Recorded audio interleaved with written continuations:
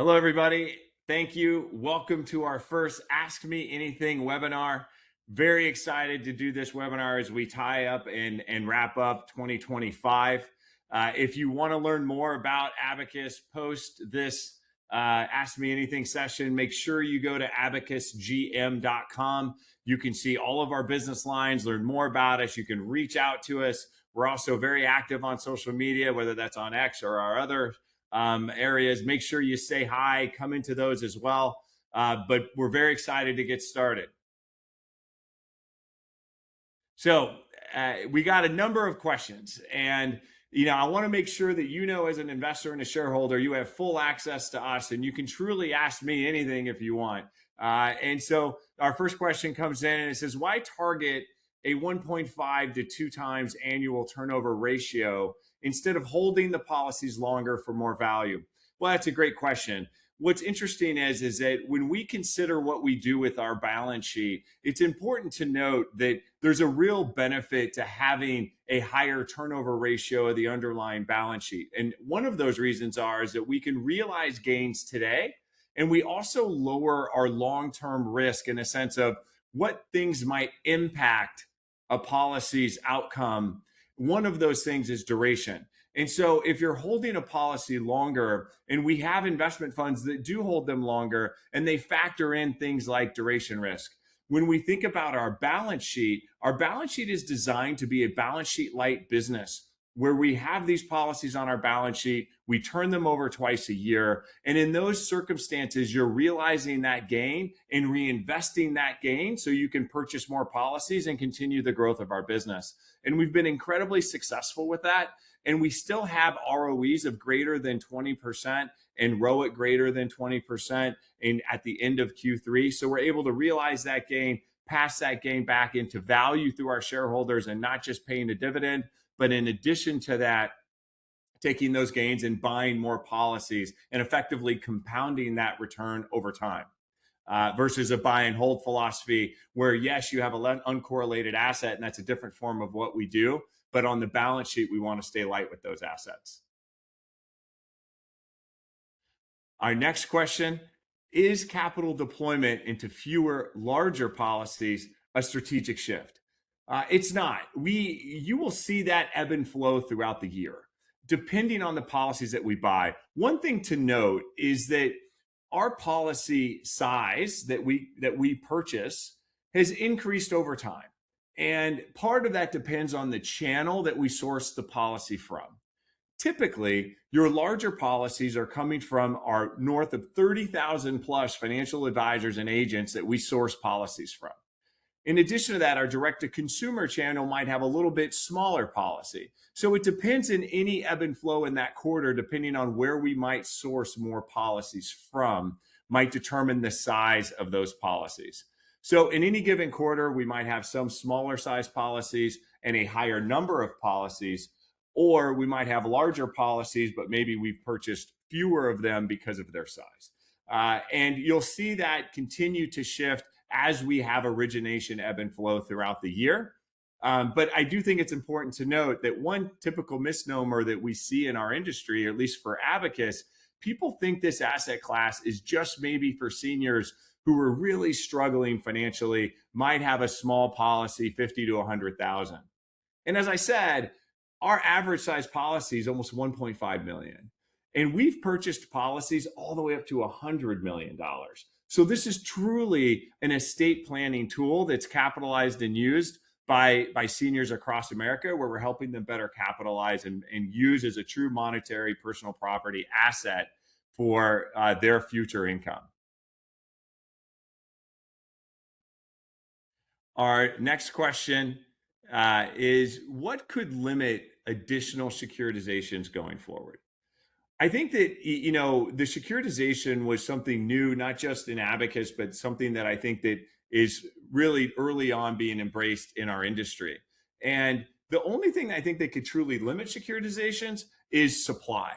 Meaning, do we have enough policies to fill the demand for what securitizations could potentially represent? And so that's why you've seen, particularly even in Q4, a ramp up of our advertising. we see originations and education really coming up. Because when I say originations, what that means to me is we're doing a better job educating the general public that this industry is growing and has a very large total addressable market, or a very large TAM. What do I mean by that? We've got literally, there's $14 trillion of life insurance in force in the United States. 90% of it won't pay a claim. So we've got this really massive TAM. If you cut that back a little bit and say, well, okay, fine, let's target this a little more, those just over the age of 65. That's 75% of those policies don't pay a claim. We think that, if you look at this market, and it was just put out by Conning Research, north of $100 billion, and we might put to work $1 billion of that this year in total face value. We think that supply is going to continue to grow as more efficient costs of capital, specifically securitizations, continue to grow as well. So those things kind of go hand in hand. And as we're increasing our origination, we're increasing our securitizations. Keep in mind, in Q3, we had nearly a $400 million balance sheet against a $50 million securitization. Plenty of room to grow there. Not a concern yet, but something that we're focused on. Great question. How sustainable is Abacus's growth model? We have been in existence for over 20 years. So this isn't something that's just happened overnight. Many of you might be learning our story for the first time. We have just been public now for 10 quarters and growing. And however, we launched this business back in 2004. So our growth model has been consistent for the last 20 years. This isn't news to us. And in fact, in the prior question, I talk about the addressable market. We're talking about hundreds of billions of dollars of opportunities that we're barely scratching the surface on. So our sustainability is exciting, it's exceptional, and it's very much in the early stages here. So there's a lot of room to grow. And our model has been operating this way for over 20 years with the same management team. Long-term fee-related earnings CAGR. What should investors expect? When we think about fee-related earnings or recurring revenue, we started putting that out on all of our investor decks. So our investor deck you saw in Q3 mapped out our 4 lines of business and the expectations of those businesses. Historically, we have been an active managed portfolio. So effectively, as we addressed in an earlier question, balance sheet light, put the policies on our balance sheet, trade them twice a year. We have branched into, which is a similar business and compounding, in asset management. We're just trying to capture the life cycle of 2 things. One, the policy we just originated. Doesn't it make sense that we should be collecting fees on that policy on an ongoing basis versus giving those fees to another third-party asset manager in that they would own the policy? So once we put it into our own funds, now we're collecting management fees, servicing fees, and performance fees. So our initial target that we had highlighted in our June Investor Day was to grow our business over the next 5 years to 70% recurring revenue. That's what we should start to price in and target, not impacting our origination growth in business. I'm asked frequently, how do we go from small cap to mid? What does this future look like? Well, let's take a quick look at the past. Over the last 2 years, we've tripled revenue, tripled. We're assuming that we're going to double revenue over the next 3 years, of which a large piece of that will be fee-related earnings or recurring revenue. Our initial target in our asset management business was for asset management to represent 1/3 of our total revenue profile. If you look at what we reported in Q3, in just 4 months, we're already 50% there. So we expect over the next 5 years, as our model will go from where it sits today at 15% recurring revenue, we expect that to be 70% recurring revenue without a pullback of our core business, which is the origination business. And that's how you see this business and our stock go from a small cap to a mid cap to maybe even something larger. Next question is, what does the market still miss about Abacus, and how will you change that narrative? We constantly spend time, in fact, doing things about Ask Me Anything, and we have committed to educating our shareholders, our investors. We've been doing this for years. it goes hand in hand. If you look at some of our new advertising, we invest a great deal in education, specifically both digital as well as other mediums like radio and television.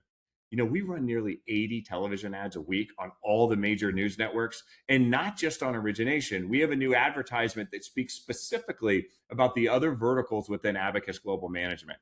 It's the education that really sets us apart. Because when you look at the foundation of the company, the actual fundamentals, right? ROEs over 20, EBITDA margin greater than 60, year over year growth rates in the triple digits. Look, that puts us in very rarefied air. There are very few companies that can state those kinds of things. So what I know long term about the public markets is this, is that they are efficient. And that price gap or price inefficiencies that you see, in this case might be driven by technicals, also driven by lack of education, those always close over time. And I think we're seeing that in real time. We're doing this Ask Me Anything, and I believe we've seen the share price up 20% in the last 2 weeks. So investors are starting to hear this narrative. They are starting to hear this message, and we commit to you as our shareholder to ensure that they do. We go to every conference. We speak as much and often as we can to our social media and shareholders in retail. And we will continue that push. We will continue that narrative, and we will continue to tell our story. And when we do, I think what will happen is the market won't miss us much longer. And when you think about where we sit today, that creates an opportunity for you. How cyclical could fund and ETF flows be? That's a good question. They certainly, on an ETF basis, they're going to be more cyclical than, let's say, our longevity funds. Right now, we're seeing, I would say, excess demand for our longevity funds, partly because if you think about volatility in the market, people are seeking uncorrelated yield. But that's not the only time people want uncorrelated yield, right? If you're an investor in this product, you're picking up effectively a credit that is issued by an A-rated carrier that's effectively uncorrelated. It's very much like a mortality-driven zero coupon that is reserved, regulatory cash reserved. Those assets are always in high demand, right?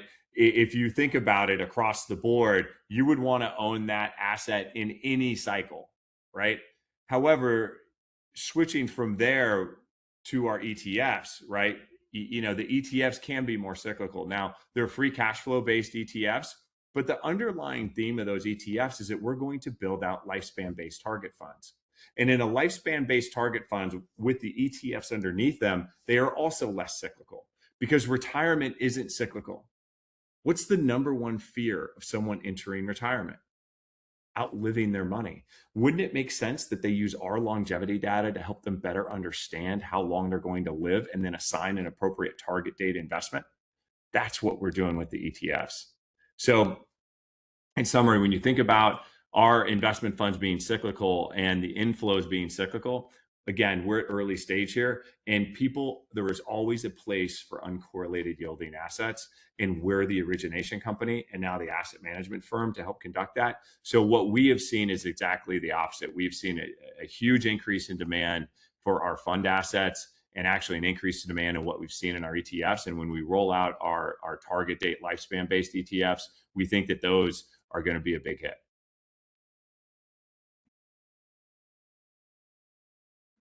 What should investors expect in terms of acquisitions? Abacus is always looking forward. And in looking forward, we've laid out what our verticals are.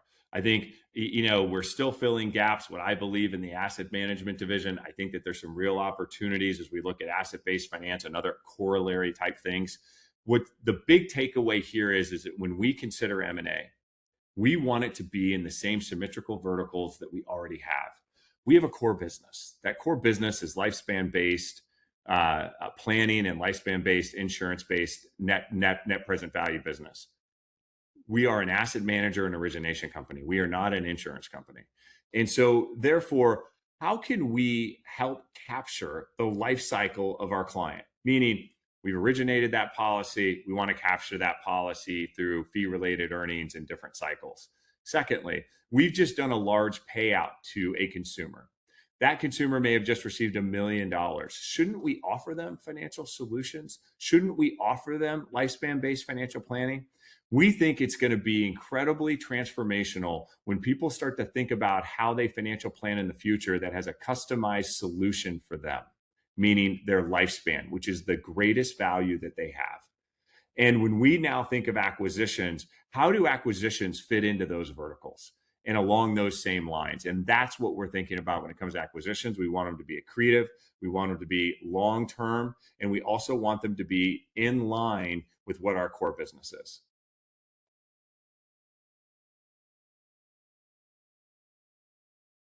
Our last question: outlook for stock-based compensation over the next 2 to 3 years. I will tell you this: we are committed to being aligned with you, from very top level management to all of our employees. So when you think about stock-based compensation of here at Abacus, keep in mind, we almost 80% of our employees are owners in this business. That is exactly what you want to see. They care. Our executive management team is totally aligned with you.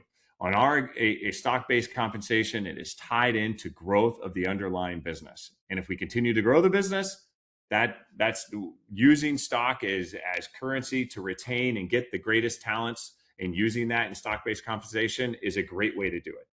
However, we're also very conservative. Across the board, if you look at our long-term incentive plan, it is less than 5% of our outstanding shares. So our stock-based compensation is, I think, important from a shareholder point of view. One, it's not excessively large, or more importantly, it's not punitive to our shareholders, and it's totally aligned to the growth of the company. And that's what you're looking for as a possible investor. You want to make sure that this isn't out of market where it's going to effectively dilute you as a shareholder. In our case, it's less than 5% of our total shares. And then secondly, is it aligned with me as an investor? Is it aligned with our growth? Let's just take a look at what we've done, right? In 2025 alone, our adjusted net income targets, which is where we put our guidance out, is targeting at nearly $80 million as a midpoint, which would be close to 80% year over year growth, right? So we are aligned with you. We don't receive our stock compensation unless you're also rewarded. But even still, it's still a very small percentage of what the total outstanding stock is. So that concludes our very first Ask Me Anything. I have to be honest, I'm a little surprised I didn't get any, blue sweater, V-neck sweater questions or any of those other things, but truly you can ask me anything. So if you want to know how the sweater was selected for the commercial or any of those other things, I'm happy to dive into those questions as well. But I will tell you this, these were great questions. And what it says is that our shareholders are intelligent, they're informed and educated. And what I ask you to do, spread the word. Spread the word. When you see this and you want to have an impact on Abacus, tell people about us. Become an advocate, become a storyteller, share what you've heard today. And in doing so together, we can see the growth of this business truly get to what we all believe the valuation of this company is and will be in the future. This is a great opportunity for all of us. So thank you very much. I look forward to the next one.